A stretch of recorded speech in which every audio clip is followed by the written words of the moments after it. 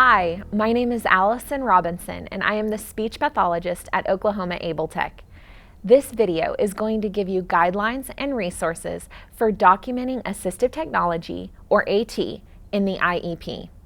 The video will also provide you a system of checks and balances for your school to determine how well it is documenting AT in the IEP. At this point in the Able Tech video series over the quality indicators for assistive technology, or QUIET, you may already be familiar with what the QUIET is, as well as how to consider and assess whether or not a student requires assistive technology to receive a free and appropriate public education. Please view Able Tech's YouTube channel for additional videos that may help your teams in these areas. Documenting AT in the IEP is the third quality indicator for the QUIET that schools may focus on to determine if their students are receiving quality AT services. The goals of this video are to help schools understand how and where to document AT in the IEP, as well as determine how well their district is already doing this. Here are some points to keep in mind.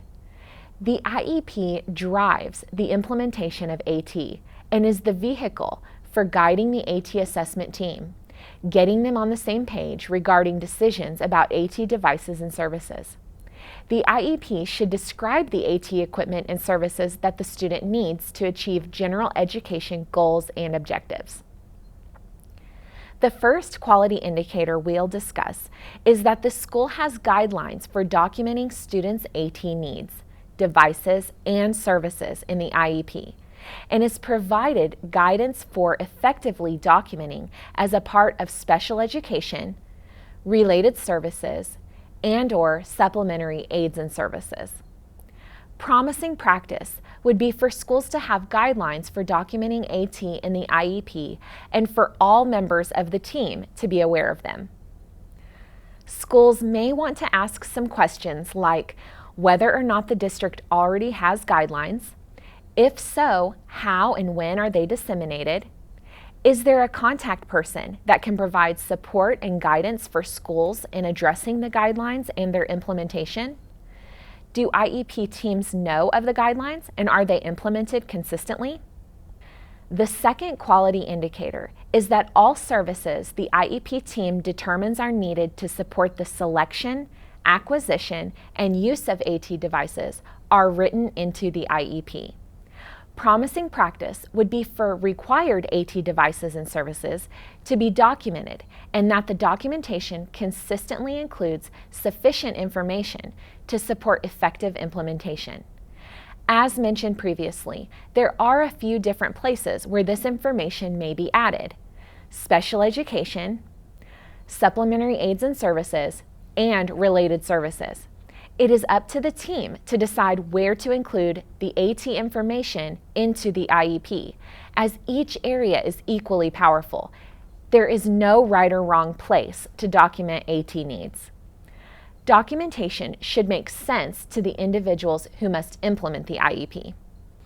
When AT is included as special education on the IEP, the team will incorporate it into the annual goals and/or short-term objectives. How AT will contribute to achieving the goals and objectives must be clearly stated. An example may be, Dylan will use a word processing program, software, application, or standalone device with a spell checker to complete language arts assignments in the classroom, making a C or better on 80% of assignments. That would be on the IEP goals page. AT can be a supplementary aid or service to facilitate a student's participation in a general education class or other appropriate education setting. Students with disabilities have the right to an education in the least restrictive environment. Supplementary aids include a variety of assistive devices that compensate for disability and allow the student to perform the required tasks. Remember, AT is necessary as a supplementary aid and service if its use, along with other necessary aids, supports the student sufficiently to succeed in the current educational placement, and in the absence of the aid, requires the student's removal to a more restrictive setting. An example of documenting AT in the IEP as a supplementary aid or service might be, Maggie will make oral presentations and participate in class discussions using an appropriately programmed speech-generating device. That would be on the IEP Services page. Under IDEA, a student must be receiving special education to receive related services. However, under Section 504 of the Rehabilitation Act of 1973, the student may receive auxiliary services without qualifying for special education. Some examples of auxiliary aids and services include note-taking devices, digital or audio texts, braille calculators, printers, or typewriters, specialized gym equipment, assistive listening devices, voice synthesizers, and interpreters. AT can be documented as a related service as well. IDEA requires that special education and related services be made available to all children and youth with disabilities. School districts may provide students with disabilities AT devices and services in conjunction with other related services.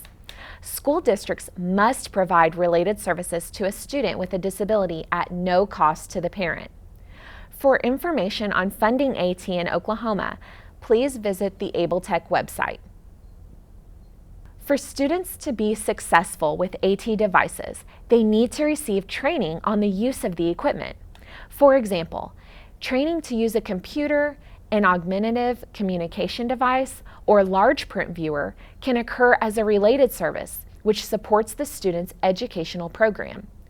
Training on AT devices may be written into the IEP as a related service. An example of documenting AT in the IEP as a related service would be, as part of his speech therapy program, Mark will receive instruction and learn to effectively use a speech-generating device during social conversation in the general education classroom environment. This would be on the IEP Services page. Documentation should be included with sufficient information for team members to implement the decisions. Important to note, districts should review state and local guidelines for testing. In some states, when AT is used for testing on a regular basis throughout the school year and then documented in the IEP, students have been able to use the AT during state testing. This is especially important when the AT, even low-tech, enables the student the same access to the testing materials as his or her peers have. With documentation in the IEP, unique accommodations for testing have been made. The third quality indicator focuses on the IEP illustrating a clear relationship between the student's needs, use of AT devices and services, and the student meeting his or her goals and objectives in the general education curriculum. Promising practice is for AT to be linked to IEP goals and objectives and consistently linked to the general education curriculum. Questions that team members may ask to determine how well this is being done include, would a person reading the IEP be able to determine what AT devices and services were considered and the basis of the decisions that were made? Does the AT discussed in consideration relate to the student's identified educational needs? Is AT needed to remove barriers to participation in the general education curriculum? Is AT needed to complete educationally relevant tasks? The fourth quality indicator for documenting AT in the IEP focuses on the documentation being written in clear language that describes how AT contributes to the achievement of measurable and observable outcomes. Promising practice is for the IEP to consistently describe observable, measurable outcomes to be achieved throughout AT use. Questions to consider include, did the team describe the expected changes in achievement? Have objective ways to measure changes in student achievement related to a goal been clearly described? Have meaningful criteria for success been determined? Does everyone understand the criteria? Important to note, It is trickier to measure through observations, so teams may consider measuring changes in speed, accuracy, spontaneity, duration, and latency to determine increases or decreases in efficiency. The fifth quality indicator is that AT is included in the IEP in a manner that provides a clear and complete description of the devices and services to be provided and is used to address student needs and achieve expected results. Promising practice is for devices and services to be documented and consistently adequate to support AT use. Being clear and complete with describing AT devices and services will save miscommunications for team members as well as others reading the information, like new teams that have received the student as a transfer and transition teams as well.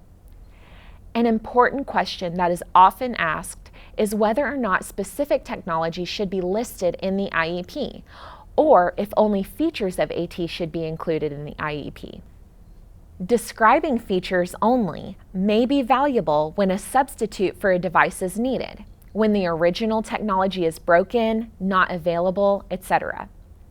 Teams may choose to put in the specific name of a device following a description of the device in the following way.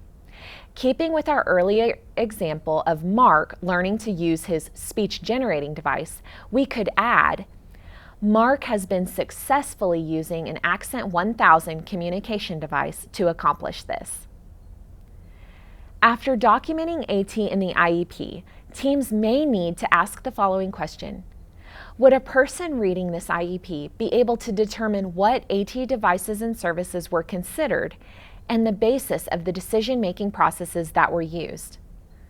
Overall, teams should know how to document according to their school or district's guidelines. Incorporated AT devices and services should be individual to the student and linked to educational goals. Documentation should be clear to everyone on the team, and results should be measurable and observable. If you would like additional information regarding documenting AT in the IEP, you may check out the Part B Oklahoma AT Technical Assistance document, resources page on the Quiet website, and the AT Internet Modules, module on documenting AT in the IEP, to name a few resources. We hope that you have found the information in this video to be understandable and applicable. If you need help at any point in the assessment process, feel free to contact Oklahoma Able Tech for guidance and support. We look forward to helping you whenever you need us.